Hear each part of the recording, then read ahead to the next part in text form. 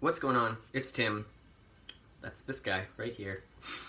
And today I'm going to show you a quick 3-minute workout based solely on isometrics that's going to produce a deep level of muscular fatigue and help improve your overall fitness level while sparing your joints. Now, I went into great detail through an email that you probably read if you're watching this video on my Shaman's 10 email list that discusses the benefits of isometric training, the multiple uses for it, how to adjust it depending on your fitness levels and goals. And if you want that email, you need to sign up for my Shaman's 10 email list, and I'll send it out to you if you contact me, inbox me on Instagram, that sort of thing. I'll get you hooked up. But for today, we're going to look at this short 3-minute long workout to give you a little bit of an idea of how you can actually implement isometrics into your training beyond just your standard planks, side planks, and that sort of thing for your core, and in a way that really can produce a serious, deep level of muscular fatigue, regardless of your fitness level, age, or your goals. This is just a great way to train, a very safe way to train, and a way to train with very little equipment at all. So yeah, let's take a look. So the first exercise in this 3-exercise workout is a wall sit, or you could do this without the wall in a horse stance position, which is essentially just holding the bottom of a squat. But what we're going to do is use the wall for support so we can just really focus on tiring out the legs. Now, what I've done is I've set up some yoga blocks here, and what they're going to do is give me a feedback tool to know if I've gone and dropped below where I want to work. And this is going to tell me right away if I've failed out on the exercise. So if my butt touches these, the exercise is over. The other thing is, if I can't hold any longer and I fail out and need to sit down, this will catch and support me. You could also use a step stool or a really small chair or something like that underneath you. So we're going to place the back up against the wall, get the feet like a comfortable distance that you would normally want to squat in, and you're going to lower yourself down as though you're sitting in a chair. You could even choose to have the feet wide for this exercise, more of a horse stance style. And we don't want the hands supporting you. This is going to take some of the load off of the lower body. What we want are the hands by the sides. They could be on your chest, they could be behind your head, whatever the hell you want.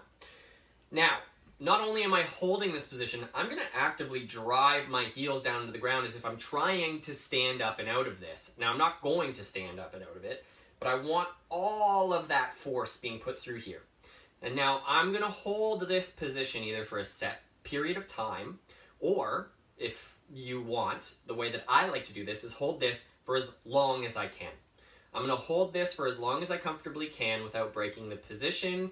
And that is the first exercise. The exercise is done once I drop and touch this, or if I simply can't hold any longer and I have too much fatigue. Now, the next exercise is going to be holding the bottom of a push-up position.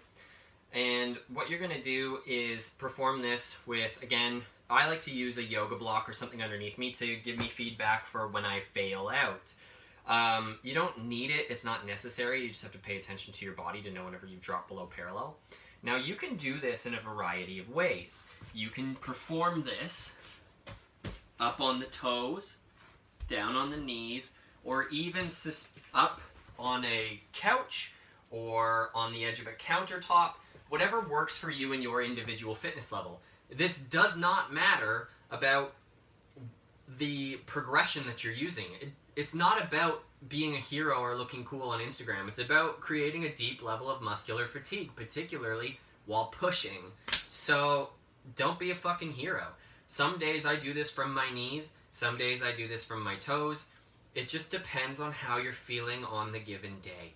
So set up your block in a way that allows you to get into the bottom of a push-up position, just hovering above the block. Now, this is about creating a lot of tension. Abs are tight, bum is tight, legs are locked out, hands are screwed into the ground, pull the shoulders away, stay tight, tight, tight, and just like you did in the squat or the wall sit, I am actively pushing into the ground, holding, holding, holding. Small breaths. And then the exercise is over once I touch the block or I break my position and begin to lower, or if I just fail out and can't hold anymore. I'm sorry about the backlighting in here today. It sucks so fucking hard. Bright light in a darker room, it's not the best, but bear with me. So, for pulling exercises, you're most likely going to need some sort of object to help you. So it's not completely no equipment based. There's a little bit of equipment. Now, this is just a simple yoga strap. You can pick these up at like Shoppers Drug Mart. You know, you can pick them up at any sports store, any yoga store, anything like that. If you don't have a yoga strap for this, if you have a martial arts belt, some of you might have that, you could use that. You might be able to use a thin towel or a beach towel or something even. Get creative. It just has to be strong and stable. Now what I'm going to do is I'm going to create a little knot in this, okay? Very simple, like a tie your shoes type of knot. Right in the center-ish of this strap, okay? Boop.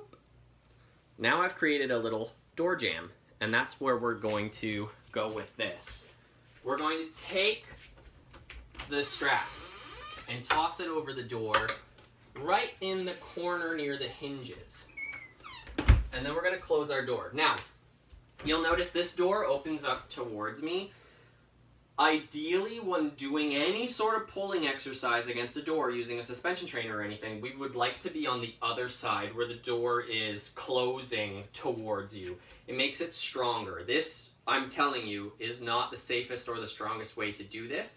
I'm doing it for illustrative purposes. So if you're doing this at home, do it on the other side where it closes towards you, okay? It's much safer. So now, our knot is in the door, it's locked in, and this is going to keep the strap from pulling through. Now what we can do is loop the strap around our hands and get into a position like a pull-up. So I'm going to pull my shoulders away from my ears, I'm going to bring my weight down into this a bit, and I'm going to actively be pulling into the band. And what we're going to do is, unlike the other ones where there isn't really a fail out, we're going to work up for time. So what you're going to do is begin to just hang out here with a slight amount of pressure. You're going to hang out there with a slight amount of pressure in the band for about 20 to 30 seconds. And then you're going to ramp it up for another 20 or 30 seconds, pulling down at about, we'll say, 60 to 70% of your maximum. And then for the final 20 to 30 seconds, I want you to pull down into the band as hard as you comfortably can. So if you can really pull down into that band, then you pull down into that band. If you feel like you can't go much more than before, you continue to crank out whatever you can do safely and effectively. And that'll take you anywhere from about 40 or about a minute to anywhere to about a minute and a half worth of work of really cranking down. So again, we would choke up on that band. We would get tight to the wall. Forearms are on the wall. I'm going to drop my weight a little bit, and I'm going to begin to pull straight down, shoulders away from my ears, driving into that band, working an isometric pull. Now, again, I'm not fucking responsible if you break your door. I'm just showing you some shit that you can try at home. If you're outdoors, loop it over a pole or a thick tree branch, something like that. If you do have a pull-up bar outside at a park, you can easily hang from a low pull-up bar that's about eye level and pull down isometrically into that as well. So there you have it. That's a quick 3 exercise workout that'll only take you a few minutes. I suggest going through a warm-up, doing any correctives that you need, any mobility work that you require, maybe a little bit of core-specific stuff, and then you can get this done with very little to no equipment depending on where you are. Again, use each exercise, go for the maximum that you can possibly hold and contract for without failing out and going below parallel on the squat or the push-up. Do the timed contraction for the pull. If you are strong enough, you could also substitute the pull with hanging from a pull-up bar at about eye level until you break eye level. But for a lot of people, that's a little bit too much and too advanced for them at the moment, so this exercise should do just fine. Again, I'm not responsible if you break your fucking door, though. Don't come crying to me about that shit. Figure it out yourself. So, yeah, I hope you enjoyed it. If you haven't already, follow me at Tim Bell Fitness on Instagram. Inbox me, message me. I want to hear from you. Let me know what's up.